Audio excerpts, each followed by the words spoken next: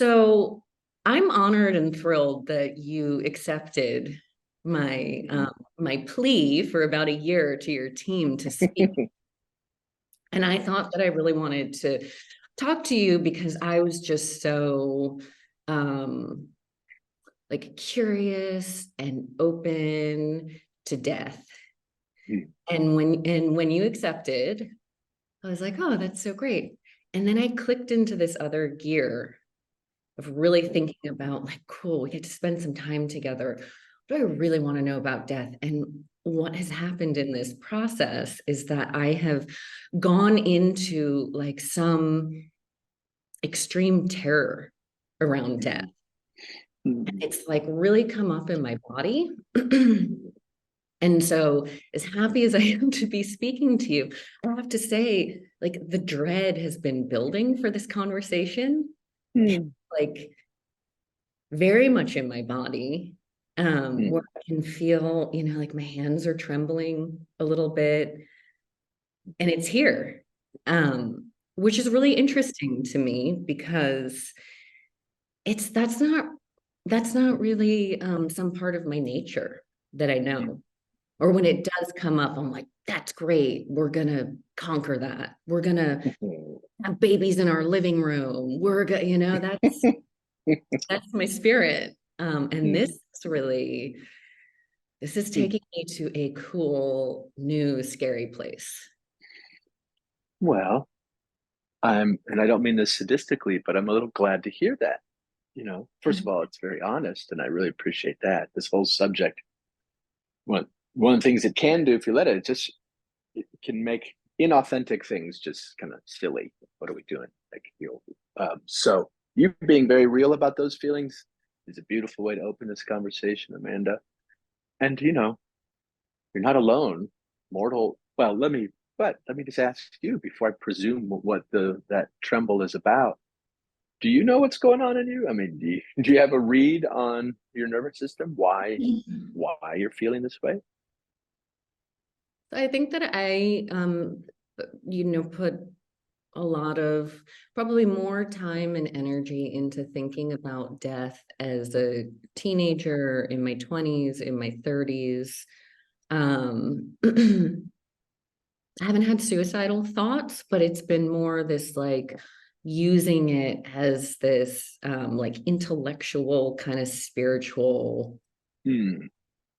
game, if you will. Hmm. Hmm.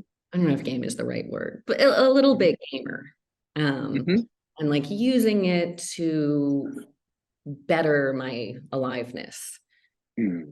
Um, and there's like some part of me, that looks at that now and is like, was that spiritual bypass? Like, Hmm. was that just youth? Do Hmm. things change? I don't know, but I'm having a very different experience now of Hmm. my God. And you know what? Maybe it was there the whole time, and maybe I'm getting more honest about it. Maybe this is part of the process, and you can tell us about that. Is you think Hmm. you're okay with it conceptually, and when you really like get your nose up against it, it's like, whoa. So maybe part of the process is embodying that the we could argue the only fear, right? Like, isn't that Hmm. the only true fear out there? Hmm. Sure seems like the mother of all fears, as far as I know. Yeah, I think there's something to that. Yeah, wow. God, this is a beautiful start because one of the things it's what you just described is very all of everything you're describing is would fall under the glorious boundaries of normal for whatever that's worth from all that I've seen. But you're also getting us quickly beyond some of the pat stuff that happens. And um, just like you sort of confessed there, I too, you use death as this way to compel you to live life, to be awake, to be present with your life, to appreciate your life, to enjoy it while you have it. And especially as we sit here relatively young, relatively healthy, with this likely indefinite sort of space before us. In some ways that's a great way in. just and that word game is fine. There does seem to be this life thing seems to be much a riddle anyway. So I think that word's just fine. And there's something very about there's something really beautiful about a playful attitude in front of death, in front of oblivion, in front of whatever's coming. That is a gorgeous response in a lot of ways. And it can also be a little bit of a flag of a signal like, are you really? Is that how thorough is that playfulness? How checked is your doubt? How up in your head are you, which you pointed to, which I really appreciate. That's what's one thing that, for a lot of us in this work, for a long time, death is not new.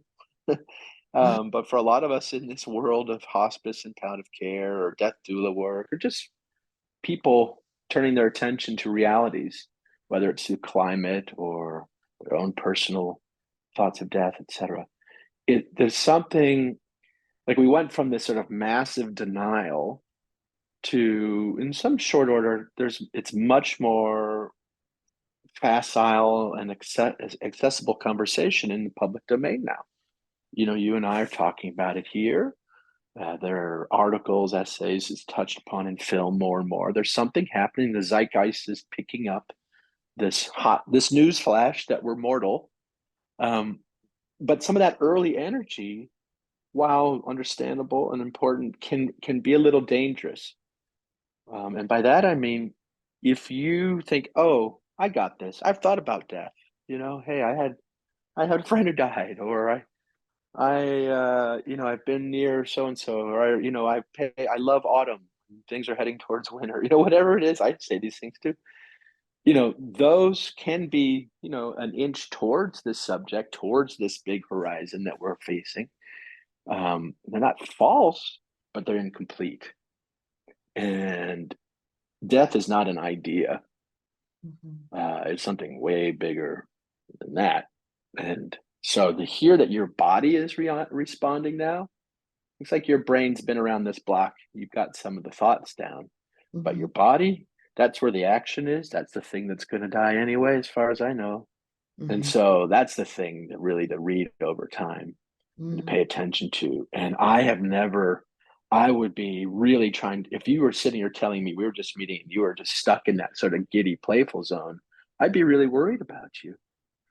But the fact that you're feeling these things and fessing up to them now, that bodes really well for you. These feelings, moving from the abstraction of death to the reality of it. And none of us can quite get all the way there. Death is something we can talk about. Loss is partial deaths, loss of body parts, loss of identity. These are little deaths. And that really is some truth to that. Those are ways to practice the big death. But the big death, as far as we know, we haven't been through. And we have to give it all the deference of the unknown. And it's a doozy. I don't know what exactly is involved. I don't know exactly what death is, but I know it's something pretty important, and something all encompassing. And that all encompassing includes fear. Not just fear, but includes fear too. So thank you, my friend, for being really honest about this. We would be doing your audience a disservice if we seduced each other into think, oh, we got this death thing. No. It's way, way more mysterious, way bigger, way more fascinating than that. Well, thank you. I needed to just unload that. And so I can feel my body, the tingling, the chemicals are changing. Now that we've admitted that death is actually scary. Yeah, fair enough. Thank you. So I kind of want to get into,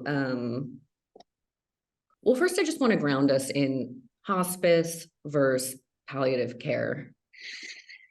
Yeah. And then I kind of want to get into some like really 3D morbid details of death, if you're down. Sure. Yep. I don't know who else I can ask really in life. I have questions. I think a lot of people have questions. So, and then we can end on maybe and go back to the top of the funnel. But hospice first palliative care. Just shut me up if I go on too long, because this question, there's a big historical answer to this question. So let me see if I can kind of do it justice. Let me start at the answer. So palliative care, there are many different definitions out in the world around it. But they all have the same basic gist, which is palliative care is the interdisciplinary pursuit of quality of life and the mitigation of suffering within the context of serious illness. That's palliative care, the clinical subspecialty, the clinical discipline. All right. So that's now palliative care is the bigger, younger cousin of hospice. So hospice is a kind of palliative care. Hospice is a subset of palliative care that is, yes, the interdisciplinary pursuit of quality of life and the mitigation of suffering, but it's framed pretty specifically within the final months of life. And since the 1980s, the hospice is an insurance designation. So when we say we go on to hospice, what we mean is we're going on to the hospice benefit. That's since 1982. Ronald Reagan signed this into law, the novel healthcare bill. We can go into details of that if you'd like. But so hospice was a philosophy of care for millennia, for centuries. It was a place weary travelers would go for rest. And then since the 80s, it's an insurance designation. So we use that word to mean many different things. It's all the same ballpark, which is this sort of multidisciplinary sort of surrounding someone who's suffering and loving them through to the end, right? So hospice, the modern phenomenon, been around since the 70s. James Cicely Saunders in Great Britain, St. Christopher's Hospice, 1967, kind of put the hospice notion back on the map in a way, but within the world of healthcare, out of the church and into the world of healthcare. That came to the US in the 70s. Hospice was a sort of a volunteer, sort of non-medical, countercultural model approach to care. And that grew up in the 70s and then into the 80s. Again, that's when insurance, the Medicare picked it up. And then in the 90s, palliative care started growing up. And that's why I said the younger, bigger cousin. So you follow me so far? A lot of words in here. I'm already like, hey, should I be in palliative care right now? Maybe it's a very good answer. That's a very good response. Maybe The way you're describing it is like, sign me up right now. Exactly. And that's such a beautiful and important point. And what I and a lot of other people are trying to see is like, yes, this is a clinical discipline, but it's also a philosophy. It's like a life approach.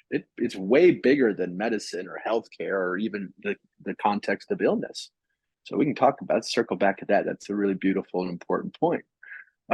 So within the profession of palliative care and hospice, so, when Medicare got in the game in the 80s, it said, so, okay, in order to qualify for hospice, so we could know how to push money around to pay for this, they arbitrarily said you have to have 6 months or less to live based on the doctor's sort of gestalt opinion.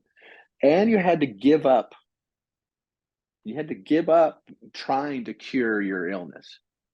So whether it was cancer or heart disease or dementia, whatever your terminal illness was, to go on to hospice means you have to say, okay, I'm no longer trying to cure that thing. And you have to give up efforts to do so. And that's a real sticking point. Those two criteria are very tricky. What's so magic about 6 months? There is no magic. And by the way, we're shitty at prognosticating. I don't know when you have 6 months or less. So it's really clunky. And you throw in denial and our bad prognostication, bad communication. No one wants to talk about this. And so you can imagine how many forces conspire to keep us away from looking at whether we have 6 months or less to live and even being able to know that. But the second point of have to give up kinds of care to go on to hospice is a really tricky thing. That was not so tricky in the 80s when there weren't so many things to try. But now, if we're waiting for our doctor to say to us, oh, I'm so sorry, BJ, there's nothing more to try. Now it's time to go get your affairs in order. And now it's time for hospice because you don't have to, there's nothing more to do here. So go over to hospice there. That's not the case anymore. There's almost always something more we can try that might work. Well, okay, and can I actually interject a little side Yeah, question? yeah, please, yes. Um, so one of my looming fears, maybe it's like a looming fear around, but throw it in the death category of like, Mhm, gosh, I just like can't think about that right now.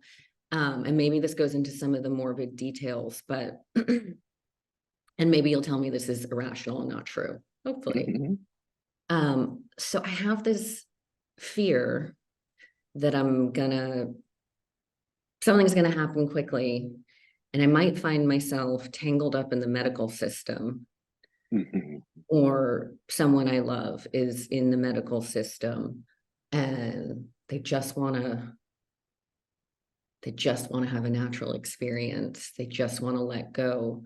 And mhm, you're not given that autonomy anymore once you're in the mhm, system. mhm, Um, mhm. are there laws around it? I feel like I've even read things about, like child services coming for parents that won't do certain things for children and just want to take their children out of the hospital, or don't want to do Mm, certain medical, like what is mm. Yeah, so right on. So big ethical questions here. And yeah, so a couple of thoughts. One is there's the law, there are medical ethics, bioethics. These are principles that are understood and accepted as the sort of ethical framework for approaching medical decisions. That exists in an objective way. So there's the law, there's bioethics, and then there's our own sort of advocacy. These are sort of three things we can fall back upon. So you're right. The healthcare system has a lot of momentum to it. And once you kind of get it has a way of sort of sweeping you away. Once you kind of in it, it's hard to get out of it. It's just there's so much going on. There's so much momentum to it. But I want to be clear. I think the medical system is not malevolent per se. It's just poorly designed, and there's just too many agendas in the mix, and things can get lost. So let's say I don't want to. So yes, there's a lot of caution around navigating healthcare, but I also want to be clear. I don't think we should be. It's not coming to get us. It's not not after us. There's some shitty doctors out there doing some shitty things, and nurses too, and blah blah blah. Just like anywhere, they're humans. But for the most part, you can count on people being in healthcare, the individuals who are in healthcare, to really mean well. Okay, so I just want to get that across. That doesn't mean that harm doesn't come in that system, but it's usually despite good intentions. Is my point. So second point here is what. So once in that system, I want you to understand that you have legal and bioethical. You are protected as an autonomous human being. You can always say no to any medical treatment. You do not ever have to accept care of any kind, even IV fluids. So if you are thinking clearly, if you have capacity, this is where it gets a little tricky, is defined by the courts and or a physician. If you're thinking clearly for yourself, you have all the rights in the world to say no thanks to any treatment. It can be hard to do so. You can blow past those lines where it might have been something you want to say no to, so you got to pay attention. But you have the law and bioethics on your side. No care should ever be forced down your throat, period. Okay, so know that, rely on that, advocate for yourself within that. That's not, you're not asking for favors, you have protections around that. So the rest then gets into the nitty gritties of communication because these lines are not bright. We blow past them. When does our disease go from curable to manageable to terminal? These are subtle distinctions that it's very easy to move past. So I do want us all to get in the habit of paying close attention when we're in healthcare and advocating for ourselves, and never even know if we love our doctor, that doctor is way too busy to be keeping our best interests in mind all the time. So you have to become known to your team. You have to do the work of saying, hey, I'm Amanda. This is what I think. This is what I feel. This is what I want. This is what I don't want. And if you don't do that, if you don't communicate those wishes, you will fall into the default categories. And the default category in healthcare is always going to be do more, always go to the ICU, any machine, anything to keep you having a pulse. So they just understand that that's a default setting. So if you have to interrupt that default setting with your communication. So am I making sense here? These are really, really Yeah. important points. Yeah, it's making a lot of sense. And I just wanted to hear that for you, because anybody listening, we never know when we're going to wind up in that position. And to deeply know and to have as part of your truth that no matter what, um, you are the client. You're the client in the hospital, and you have the legal right to Right. refuse anything you don't want, and you can walk out of there. That's right. It's like a really important thing for people to deeply know. Amen. Thank you. That is right. You have that power. You need to use it and accept that you have that power. And it may not feel that way, but you do. Yeah, thank you. Thank you for that. Um, so palliative care, why are we not all in palliative care? I know. Okay, thank you. It's just ridiculous. Like there's a lot of data. Like ask the public or even ask healthcare providers. The healthcare, like as I was distinguishing hospice from palliative care. So palliative care, there's no mention that definition of time to death. I've had palliative care patients for a dozen or more years. You don't have to be dying to get palliative care. You do have to be dying soon to get hospice. You do not have to be dying anytime soon to get palliative care. And therefore, why do we wait to get this sort of loving support? That's a central question that keeps us up at night in this field. Well, one is just because there's a lot of misunderstanding around this subject, and thank you so much for the opportunity to clarify. So anyway, so back to palliative care. Yeah, part of the trick is even when you get tuned in and turned on and want it, you may struggle to find a palliative care program in your area. This field, hospice and palliative medicine, is the official title of the field. It's only been around officially since 2006. So this is sort of new / ancient approach to care. So depending on where you live, if you live in San Francisco, there are tons of palliative care programs, inpatient, outpatient, home-based, my company doing telehealth palliative care. But you may live out somewhere that has no such services. So it's just because you finally realize that it might be able to help you doesn't mean you necessarily can find this kind of care. I would point your listeners to, there's a resource online called getpalliativecare.org. And there's a directory, and you can put in your zip code, and up will pop at least all the official credited palliative care programs. There's a big range of quality. There's a big range of what some of these programs do and don't do. Some will only see cancer patients. Some only see folks with a certain prognosis. There's all sorts of institution and program specific criteria, but don't overthink it. If you're interested in palliative care, ask your doctor about it. Hey, do you guys have a palliative care program here? Don't wait for them to bring it up. Doctors can't keep this in their mind either, so they wait too long, or they even feel threatened by palliative care. So you ask for it. And if you don't have any luck that way, go to that website, getpalliativecare.org, or come visit us at Mettle Health, mettlehealth.com. I'm sorry, this is not an infomercial, but I just want to lay out ways you can access this kind of care. And we will definitely follow up with everyone on mental health, because I think that I'm sure there's palliative care out there. I don't think that there's anything on par with what you guys are doing. And so to find out that you have telehealth and you have online resources for someone to use personally, for someone like myself who's curious and terrified, and like a planner. I realize that's also part of my personality, is like I like to have the plan face the beast years before I do anything. That brings me comfort. Or if you're helping someone to die. Exactly. So Wonderful. Yes. So palliative care, is that, if we could go like that one sentence definition of it. And I've heard you say this before, but what is that one sentence definition?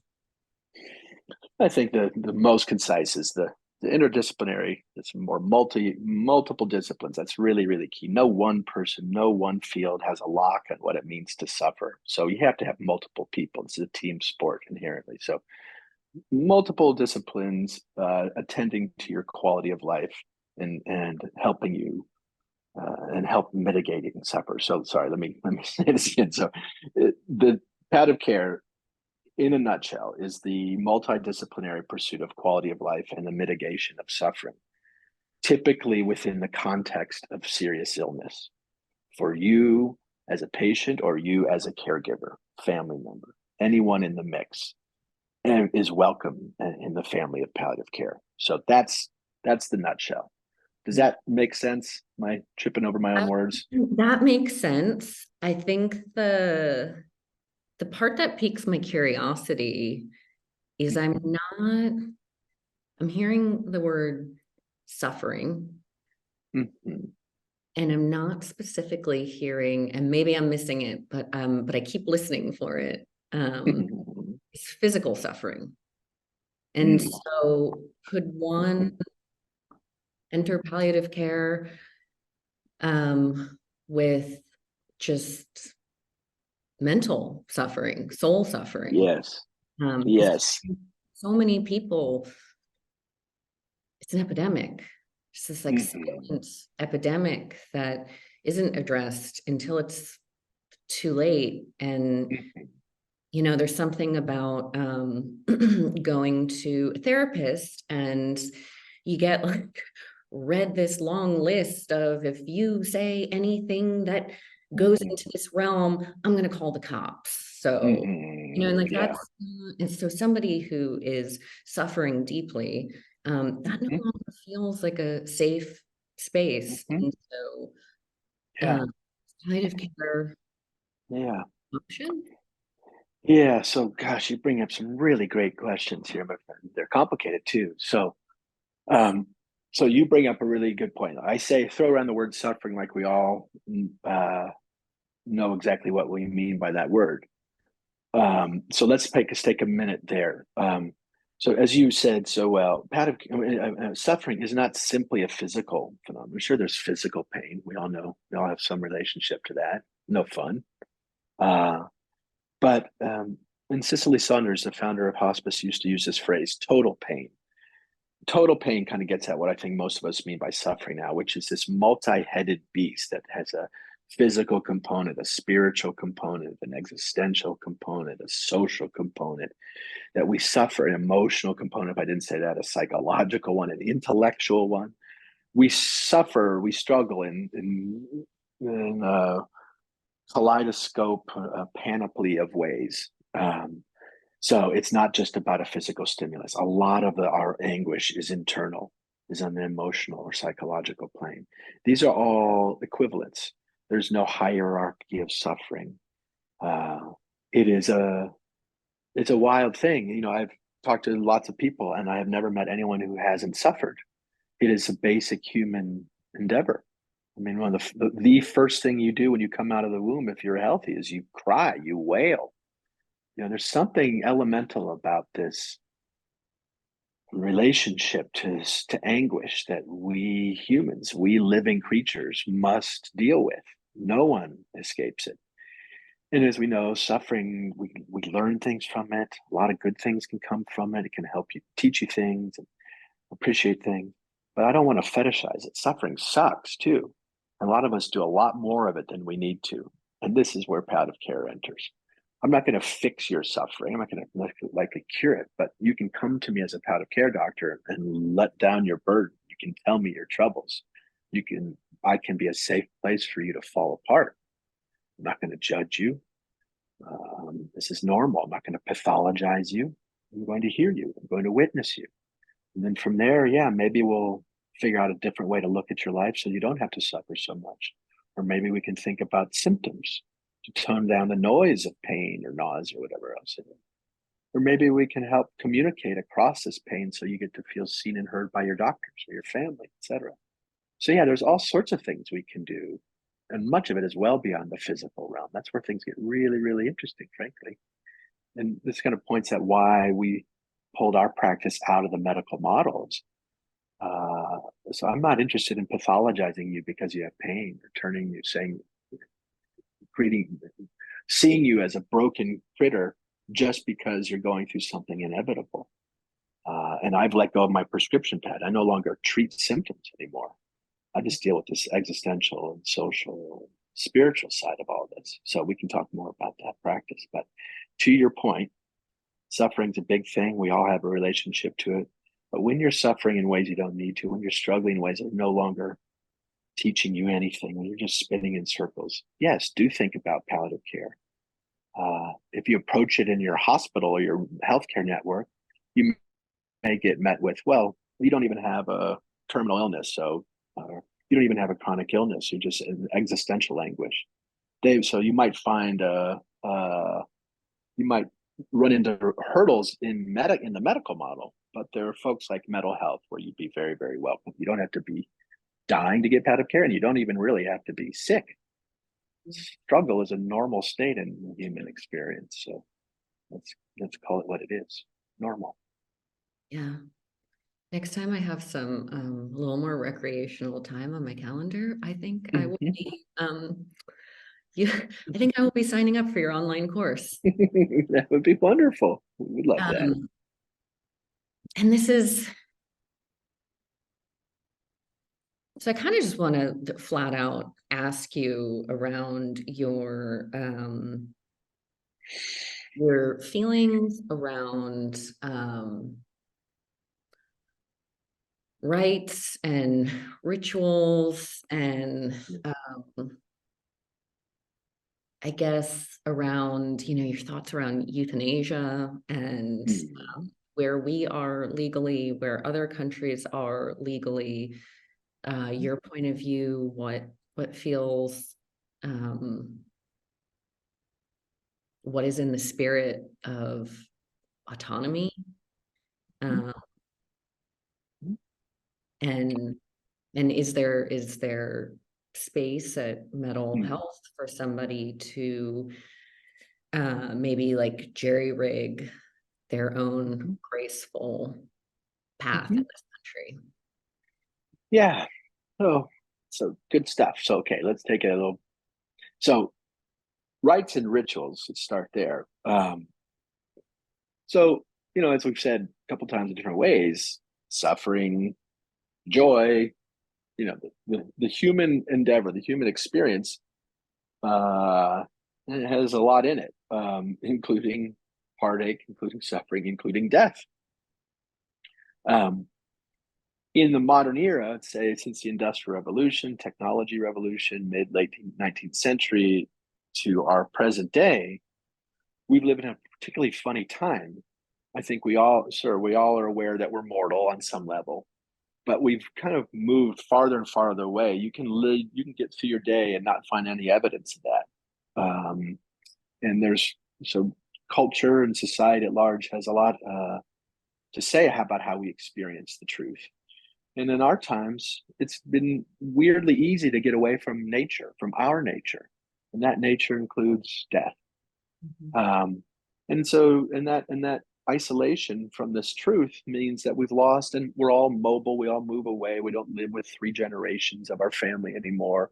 We live in a vastly diverse cultural milieu. So we may be disconnected from religion or our country of origin or whatever long-standing zone of tradition we may have had access to. Many of us don't have access to that anymore. Even if we do, we're just not interested. And rites and rituals are very wonderful, beautiful, important ways that we mark transitions in life. Big ones that are sure to happen, rites of passage, like death.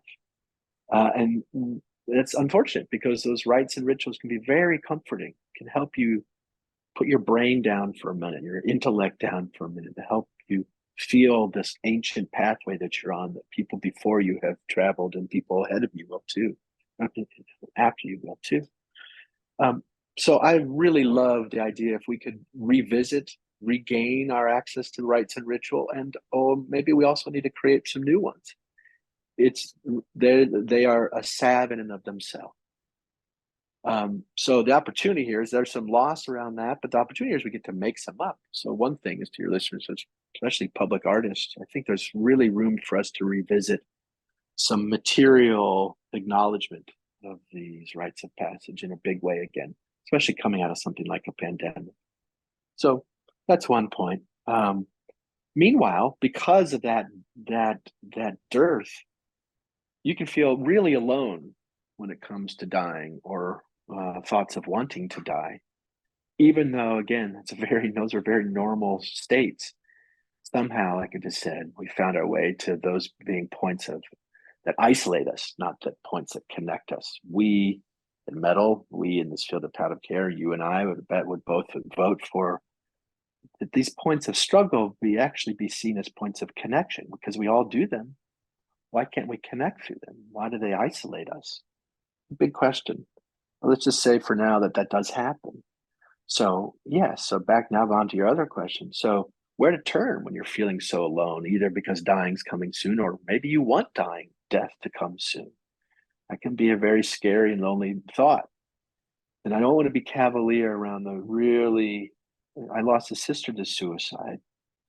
And oftentimes I do believe that suicide reflects, in a way, a mistake. Something is wrong and something could be done about that wrong thing. Mm. And also, so let's not be cavalier with that truth. And let's also not be cavalier with the truth that there's something, just because you welcome death in your life doesn't mean you are mentally ill. Doesn't that That's also true. We all are going to die. And wanting to kind of engage the thing that's coming anyway makes a heck of a lot of sense. And I find myself with daydreamy thoughts about thinking what a relief it will be to no longer be alive on some level. That pain will stop. That torturous thought loop I'm in would stop. Or never mind the problems ending, I get to see what comes next. Or can be genuinely curious and interested in going there. So it's a big, big, really big topic. And within the subject of approaching our death, there's a range of responses, and all of them have their place. So let's just say that, and let's just be very thoughtful and careful with each other. Though there's some of that, folks. There's a call to arms to disrupt that process and save ourselves, and sometimes there's a call to let that be. And developing the judgment to know where you are in that bundle is tricky, hard, and needs to be voiced. We need to think and reflect with others, just like we're doing here. And again, I thank you so much for this conversation. So, okay, and you happen to be in Santa Barbara, by the way. Michael Carney is an incredible palliative care doctor who's about to retire from Cottage Hospital. He was the first Irish palliative care doctor trained by Cicely Saunders himself, who happened to land in Santa Barbara, you lucky dog. So Michael's writing, he's written several books. It's beautiful, and I would encourage your listeners to look into his writing. He touches on this subject, and he references a guy named James Hillman who taught at the Pacific Institute there in Santa Barbara as well. He wrote a book called Suicide and the Soul, which is really interesting reading on this very subject. And then he talks about death being a transformative process. And so when we or others yearn for death, find ourselves kind of yearning for this thing that we're scared of, that can mean many things, like we said, but it also can mean like we just yearn for that transformation. And there's something kind of beautiful about that. So anyway, there's a lot of words again, but there's a lot in what you're asking. So let me just pause and say, does that make sense? If it's not, let's revisit it. Otherwise, I can go into the laws around euthanasia, et cetera, if that would be helpful. I think that what you're saying is so fresh and is going to land in people in a deeper way than giving us a synopsis of the laws, because we can all go online and look at that and find that information. And so I'm going to take what you said and thank you. And I've also written down those two books, and maybe I'll go find The Irishman at Cottage. Yeah. Dr. Carney, Kearney, Michael. He's a beautiful soul. And his wife, Radley Weiniger, she does beautiful work around this subject too. So yes, I'll go seek them out. Have you been to Varanasi? I have. Oh, well, no, I haven't. I would really like to go, but thanks to my friend David Scheinbaum, who's a photographer, he just put a book out of photographs of Varanasi. Thanks to his photographs, I feel like I've been there, but no, I have not been. I would, I think you should go as soon as Mm. possible. Mhm. Um, Yeah, me too. From all it's I've heard, yes. it's I mean, really, well, why do you say that? Because yeah. well, I don't know, it's probably way more intense for me because I am not helping people to die every day. So it may not be. So there was an element to me that was really surprising where I thought, like, again, like, oh, I'm just like so open to death. I'm just so like curious. Sounds like such an awesome vacation. And I got there, and it is definitely a portal. And so, like, whoa, even just showing up was like, where my mind is going, like, yeah, keep going. And my body's like, stop. What is this? This is not a vacation. Run. Um, and so yeah, it's like intense. It's like really hot. And you are there, and it's just round the clock, people. So there's one part that's like so beautiful, and that's why I was there, because I think because rites and rituals, and I don't I don't think I want to die in a hospital, kind of like birth. You don't really know the birth you're gonna get, the death you're gonna get, but like as humans, we can hang on to these stories and fantasize about them and plan, and like for some people the planning and the illusion of control is enjoyable. And so like I guess I fit into that category. And so just getting a really different perspective on death and watching families come and make these long journeys and come with the body, and you can sit right there, and so you watch people go into the building. um Apologies for my emails, geez. You watch people go into the building. It's the men that go in, and they come out and they have their beloved wrapped in white strips of white cotton that it's dipped in, I believe, ghee as an emollient. And then the women are waiting on the other side of the building, and the got is right there. And so, it's just like happening out in the open, and you can just sit there, and they're selling snacks and soda on the side, and life is just happening all around, and it gets so hot. Like the thing that I remember, so there's the beauty, right? Like there's the beauty of, my God, these families are taking full responsibility for their beloved and washing that dead body and wrapping it and loving it. And the women are crying, and they are lighting the match, and they're there with that body, like so beautiful. And then the other side is like the worst fucking psychedelic trip you could ever imagine. And I'm there, and it's hot, and it's hot because it's just hot, but then it's just getting so much hotter because all of these burning bodies are like putting off unbelievable heat. And the sun is beating down, and there's no shade, and the smell, I'll never forget that smell. And it's a smell that doesn't stop. And like, why I thought we should stay there for a week. I don't know what, this is part of like me really wanting to talk to you, and then coming up to the conversation, and I'm like, gosh, I feel so sick. So it's just like really intense, I guess so much beauty, so much inspiration. I took so much from that. And also so horrific.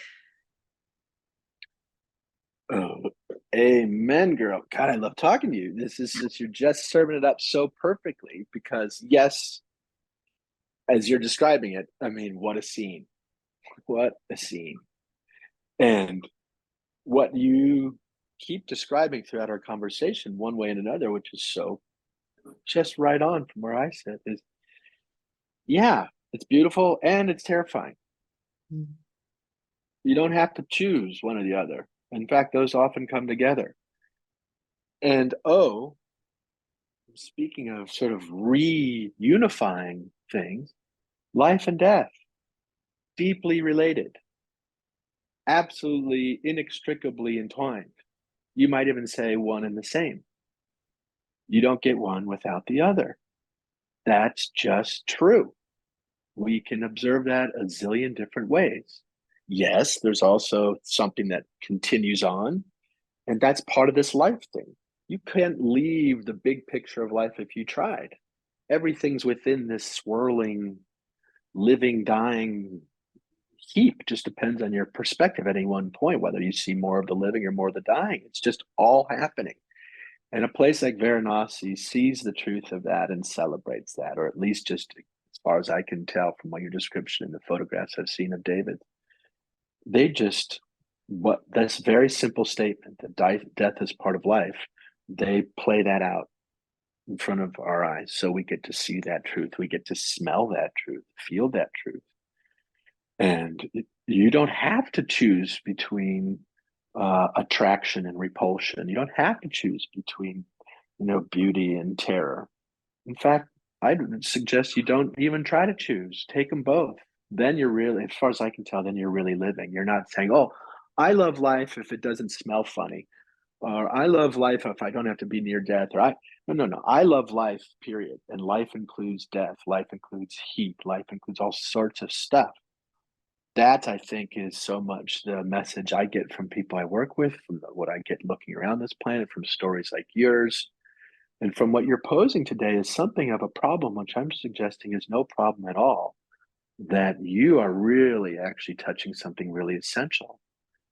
Life, death, beauty, terror, all together, please.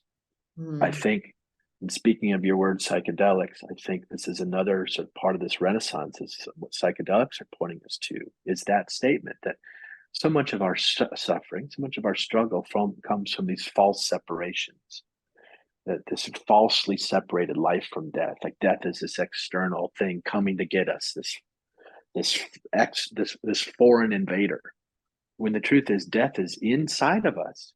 If we did nothing, if you lived in a bubble, if you got no illnesses, no trauma befell your body, you would still die. It is what we are programmed to do. It is you. And it's a hard truth to arrive at, especially with all the signals we throw around in modern life. But if you overcome those signals and land where you're landing, boy, you get a really pretty big line of sight. You get a pretty big view. And in that view, you don't have to exclude anything to see it. Nothing is excluded, including yourself, including your fears, including your whatevers. It's all in the mix. And the sooner, however, you can make your way to seeing that truth, whether it's psychedelics or Varanasi or just looking outside your window or looking in the mirror, I just hope we can all arrive at a place I feel you arriving. That's, to me, really good news. Yeah, it is alive. It is alive. Totally. It is Yeah. alive. And um, yeah, it's like when you see people come alive after something just really terrible, Mhm. terrible has happened. Um, Mhm. which can you let us in on the secret, exquisite beauty of grief? Mm. Yeah. That's one way it is, just as you say, it is exquisite. And it is something of a secret in modern life. It's another thing that we kind of run from, another essential thing that we thought we could do away with. And I think one way or another, most of us, and maybe all of us, are learning that we can't avoid grief. And as happens, the next sentence with that statement very often is just like you can't avoid death. the next this semicolon, and you wouldn't want to. Once you kind of really know grief, once you really know death, I'm not sure you'd want to avoid them, even if you could. So, yeah, so I, like so many Westerners, thought you could, the grief was something you could avoid, or maybe I could, have a rough day or two or a week or two, be sad, and then I got to get back on the horse and keep on moving, pull yourself up, all that stuff. I bought into that too. I got rewarded for that, like as though pretending nothing, practically, like there's nothing had happened, not acknowledging the loss. It's kind of gaslighting, and for my mind, I think gaslighting is this sort of the newest, harshest, not new, but I think we're all seeing it. It's wreaking havoc. It is a particularly foul thing to do to yourself or somebody else, which is to deny the truth of their experience. A very, very malevolent, cruel thing to do. So let's not do that here. For grief, like we've been saying, like, especially if you know joy, you're going to know sorrow. You got to be true to that fact, especially if you know what it means to possess life and feel it in your hands and then to lose it. You need to be true to yourself, to those feelings. Human experience contains all of these feelings. Don't shut them out. That's the same thing as shutting life out. Like I said, I tried to shortchange grief, and it came and bit me in the ass months and years down the road. Like my sister, I didn't grieve her very consciously for years, and cut me off from my own feelings. It cut me off from her. I couldn't think of her because she was gone, and it would hurt too much, and I was giving into the pain if I thought about it. So I kept on moving, didn't look at it. But what I was doing is I wasn't looking at her memory. I was losing touch with her by avoiding grief. And years later, thanks to my patients teaching me, I got to see how grief was this portal, another word you use I love, this way in to feel things, hard things, yes, but not just hard things, beautiful things too. Acknowledge what's lost allowed me to acknowledge what I still have and really, really appreciate it. It allowed me to have a relationship with the thing that was gone, my sister in this case. Now, thanks to grief, I can talk about her, I can think about her in a flow state, and I can love her, and I can shed a tear the next second. But tears are no longer the enemy. Sadness is not the enemy. Of course, I miss her. I just lost my dog 3 weeks ago. I miss her terribly. But that pain is part of the connection to her. And if you go into it, you'll find it ain't just pain. Other things come with it too, all sorts of beautiful feelings as well. So yeah, grief is this sort of metabolic process by which we digest the facts of life being ever in flux, ever changing, never fixed, always moving, truthfully, always gaining, always losing. I think we're all probably in some amount of grief all of the time. So the sooner we get familiar with it, comfortable with it, even appreciate it. Here again is another way to get right with yourself, to get right with reality. That's what I want. I want to love reality. Reality includes loss. So let me have grief to deal with that loss. Yeah. And so it's like grief for the living for however long. What about grief? How do you help someone? I'm actually going to get more particular and not just the grief of someone who knows that death is coming very soon. And so like, whoa, how to get into grief, open up to grief. So I'm going to get more particular. Great. And have you helped a mother of young children let go and die? Yes. Yeah. And so I'm really curious about that because I actually think when death became terrifying to me, um, and maybe, like maybe there's some chemical thing when you're nursing where like death just becomes, don't even think about it. This Mm. is really, and so that um, started some chemical reaction in me. And when I asked my community what they wanted to hear from you about, so many mothers of young children have experienced this new death panic. They think about death and there is panic. They're afraid to go to sleep. And I think the scariest thought I have, maybe the only thought where I say, stop the thought.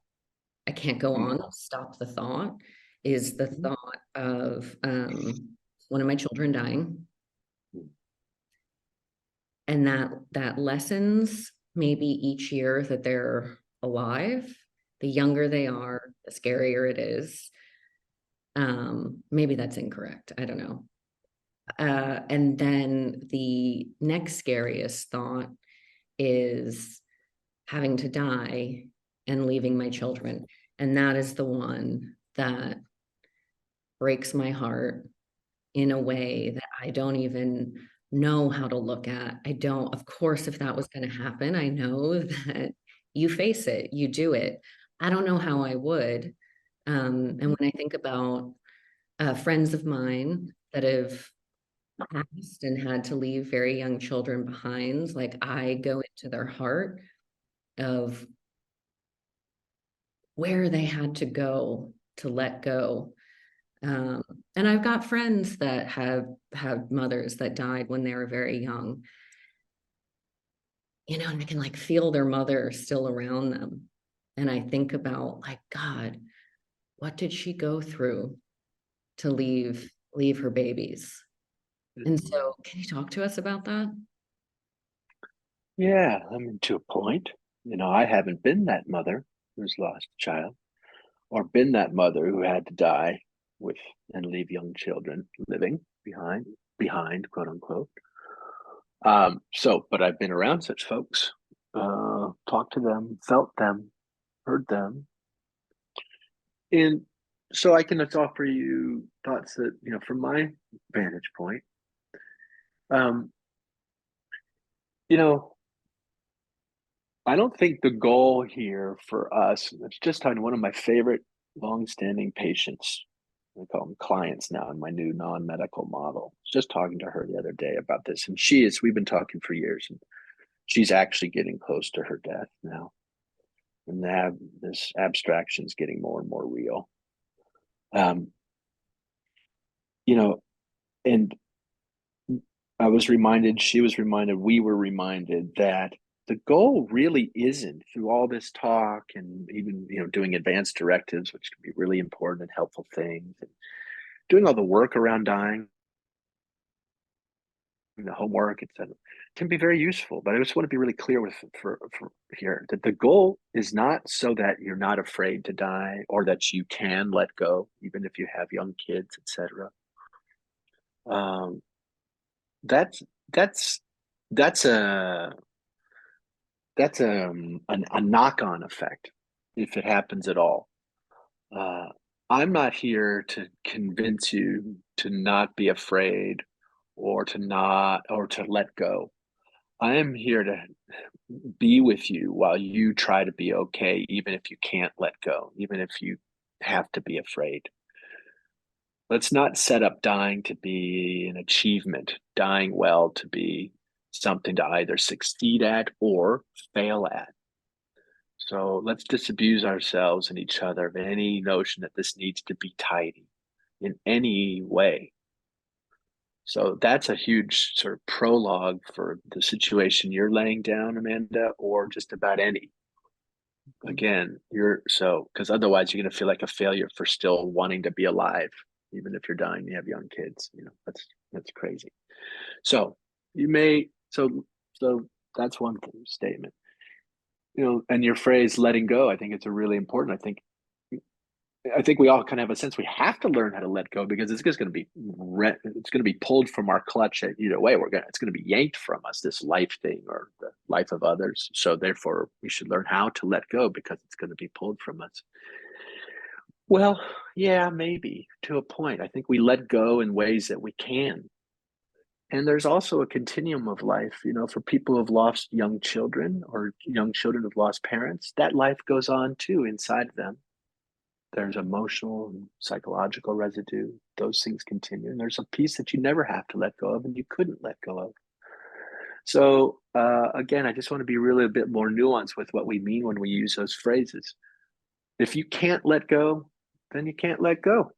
And for me, I couldn't let go of my sister in a way. I couldn't look at the grief, which would allow me to let go on some level. I couldn't look at it. Oh, it took me 20 years.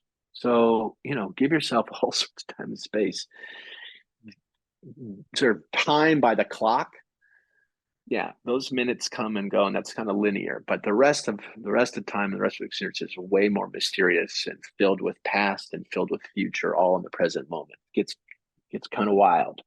So back to your point though, it is true too. I think I and a lot of people in my field would say it's particularly difficult working with mothers who are dying, who have young children, for all the reasons you said. And letting go, like I have seen the theater that needs to happen very often, that the parent so wants the child to see that parent fought for every millisecond on this planet to be with that child. And that can be a very powerful and beautiful display. And I would just say there can be other ways.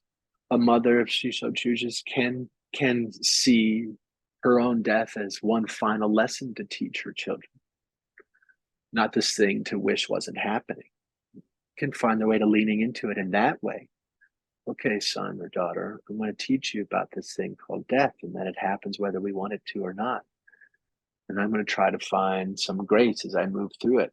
And I need you to know I don't want to go, but I may have to go, and that can be a lesson too. And I've seen mothers take that on. It's probably more often than I've seen mothers take the path of, no, I cannot even acknowledge death. That sends a signal to my child that I somehow want to leave. And I do not want this child to ever think that I want it to. So, but you know what? It's all narratives. You pick your narrative, mom. Which of those, I would just offer you've got choice in there to some degree. There are lessons all over these things that you can pass on to your child. So in the end, the work with a young mother would still be much the same. Find out what's so important to her, what stories she wants to write moving off the planet. And if she can let go by choice, great. If not, the letting go will happen by force. It'll happen. So in the end, so much of the work is the same: supporting, loving, holding, posing thoughts and feelings. Yeah, but it can be especially poignant and charged in the setting that you're describing. But I'm not sure the math is terrifically different. It can just feel so much more charged. But I don't know, as I say all that, Amanda, I don't know, does any of that resonate with you as a mother? Do you hear any just bounce off your head? Yeah, the lesson.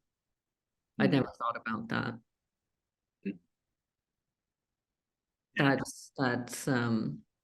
That's gonna go in there. Mm. And I'm gonna be thinking about that a lot. Mm. I think that's really potent.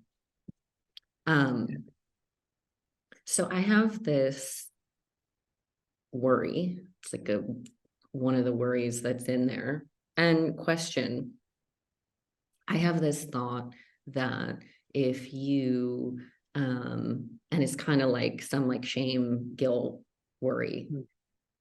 that if I don't do a good job of getting all my ducks in a row and making all of my peace, and if it's not done in that way, that in that final moment, if I haven't let go properly, that moment of death is going to be violent and shocking.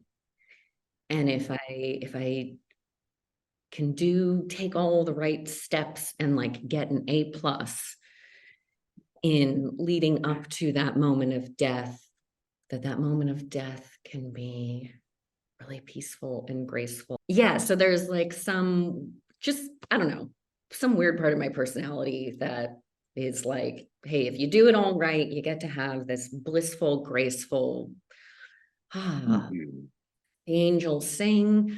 And if I don't do my work and I don't get a good grade, then it's this painful moment. And I guess I've heard about some people going, God, like the moment that this person died, there was a glowy light in the room and like just peace came over their face. And there's the other story of they got a burst of energy, they sat up and grabbed me and screamed no, and then they were gone. And what contributes to those two different experiences? Yeah. So, yeah, we need to loosen that knot a little bit here, my friend. There are ways to prepare for what's coming. I wrote a whole book about it with Shoshana Berger, my friend. There are things you can do to make this path a little more easy, or a little more reasonable. There are ways to mitigate some of that unnecessary pain of confusion, decision making, and so we mean, estate planning, advanced directives, talking truthfully with the people you love about things that matter to you, all this kind of work, reconciling where you can, making amends where you can. That's all beautiful. And it's one of the ways you can let death be an operating force for you in your life and to help you make decisions. And that can move you toward more closely to being the person you want to be. And being remembered as a person you'd like to be remembered as, and your legacy, all this stuff. It's beautiful. And that, yes, you can do all these things. Doing all that homework does not guarantee you a peaceful death, does not guarantee you that angelic, that musical, sweet kind of just fade out into the sunlight. All that homework does not guarantee you that end. Similarly, doing none of your homework, staying in denial right up to the very last second might still land you in that peaceful death. This is not death. Peaceful death doesn't just come to people who deserve it. This is not something to earn per se. I think the bigger work, besides, yes, on the margins, planning where we can, but holding those plans lightly. Yeah, that's my path. I like that. Plan where I can, hold the plan lightly. No, it won't necessarily go that way. But I think the bigger work is back to a tendril or a theme for us today, which is no. The work is not to head towards tidiness. Drop that goal. Drop those adjectives. I want to be peaceful. I want to be angelic. Drop the adjectives where you can. Get yourself into the world that is, the reality that is. Less about our feelings about that reality and to more about just being in it. And that may be painful, that may be sad, that may be many things. And for most of us, it is many things simultaneously. So our work really is more, yes, focusing and planning where we can, and doing this really important secondary work of seeing our plans and our opinions and our wishes for the kind of sweet magical thinking that they are, that sometimes comes true, but there's no guarantee in this life. There's no justice in that way. That's all made up stuff. We can make it up. I love making it up. It's a great invention. Peace, justice, fairness, cause, effect, all that. But don't seduce yourself into thinking it's that easy. It's such a cookie cutter that there's a recipe for peace. I think a lot of the work has more to do with being okay even when things aren't okay kind of language.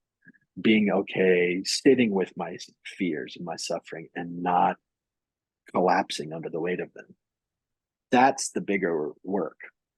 So I'm sorry to tell you, there is no guaranteed pathway to that peaceful end you're describing. But the good news here is it's not totally up. It's not your responsibility. It's not yours to succeed or fail at per se.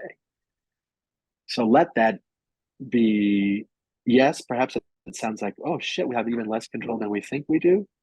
I would say, well, sure, you can see it that way. I'd say more true to say we just have more innocence than we realize we do. You know, it's not our responsibility to make everything just so. It doesn't go that way. That's not, sure, can, that's great. But don't castigate the harder aspects of life. Don't try to kick those out of the picture.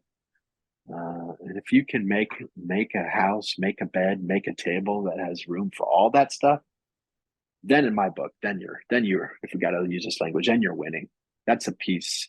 That's a piece I could vote for, and it's only partially up to you. Yeah. Yeah, I think yeah, maybe it's maybe it's more about me wanting to manage other people's experience after I'm gone. And so if I'm as I'm listening to you, I'm less afraid of what my experience would be. Yeah, I like tried really hard to breathe some babies out in an unmedicated way. And like, I thought maybe I was gonna have an orgasmic birth, and like, I'd seen all these cool videos of women in the ocean, like playing flutes with dolphins, and like the baby was out. And I'm like, I sound like I'm being murdered, stabbed to death. I'm cursing. It's horrific. But like, I'm having a great time. Feels great inside. I'm having an ecstatic, empowered experience. But it's like that thing of like, oh God, I don't have pictures, but I've got audio. And like that audio, I feel guilty about like, gosh, I could never really play this for my children, that moment of their birth. It's too scary. And so maybe that's actually the part is less, it's more, I don't want to leave my loved ones with some murder scene. Well, that's a beautiful impulse. I just want to acknowledge that, and thanks for that clarity too. And I think that's true of many of us, one way and another. You could frame it sort of selfishly or egoistically around my legacy. I want to be remembered as such in such a way, or you could frame it around really truly the feelings of others that you don't want people you care about to suffer more than they need to. That's a beautiful impulse. So that there's work that can be done around that. Yeah. Make your wishes known. Talk about these things with the family, including when you talk about someday your own death. Like, hey, guys, just so you know, delirium is very common. I may say crazy things in the last day or two of my life. I want you to know that's normal. Don't take me too seriously. I don't know. I won't be in my right mind. Delirium happens, and so take when you guys are if you're at my bedside, just hear me with a grain of salt. Or you can prepare them that some folks die when everyone leaves the room. So I'd love to think you guys are going to be at my bedside in my final moments, but it may not go that way, and that's okay. And I've heard that that's actually the way a lot of us need to die is actually to be alone for that final moment. These kinds of things. We can prepare each other. We do know some things about dying. I don't know things about being dead. I know some things about dying. So yes, back to hospice, palliative care. Talk to me, talk to others, read these books. Just talk, communicate. And part of that communication would include, hey, watch it, kids. Mind your adjectives. This may not be pretty, but it's going to be real. I'll guarantee you that. Something like these are ways that you can make it easier versus harder. I would spend your time cutting a nice wide swath for yourself rather than trying to get super controlled and focused in particular and make everything just so. That seems that's a riskier route, if you ask me. Yeah. Well, I know you have to check out, and I had like all these technical questions for you about death, and like, should we turn ourselves into trees? And what if we don't want to go to the mortuary? And can we die in our homes? And can we be burned on private land? Like all of those things. You've written an incredible book. You must check out. Do not regret spending our time a little bit out here. And thank you for receiving all of my, I really wanted to bring my like neurotic, controlling self to the conversation. So thank you for receiving those parts of me. I'm so grateful you did that. I didn't hear you as neurotic. I heard you as pretty normal. And I'm so grateful to you, Amanda, for doing exactly that. Otherwise, this conversation might be tidy and interesting, but divorced from reality and therefore unhelpful. So thank you for deepening it with your neuroses. That's very kind of you. And I would say, yeah, I'm glad I know we hung out. I said a lot. I know we hung out in the ethers a little bit, in the generals, in the big picture. And if you ever, if your audience, if this has felt helpful to you, maybe we could do a follow up together and go deeper into the weeds now that we've got the bigger picture established together. So If anything you that's helpful. if you were up for it, I would be so thrilled. We got Yeah.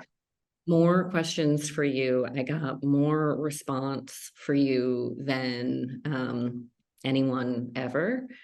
And I think this is probably one of the most important conversations I've ever had in my life.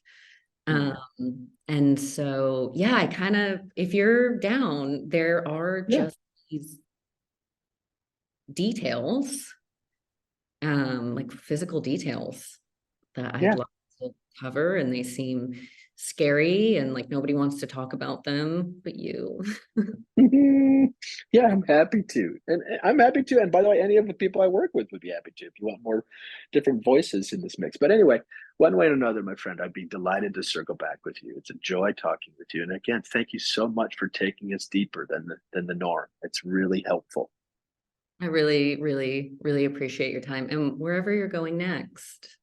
Mhm. I'm heading back home. I'll be home tonight. Well, So you live yeah, in one of my favorite places on earth. So yeah, lucky me. you thank you, BJ. I'm gonna find time on your schedule whenever that is. Great, great. I look forward to it very much, Amanda. Thank you. Thank you.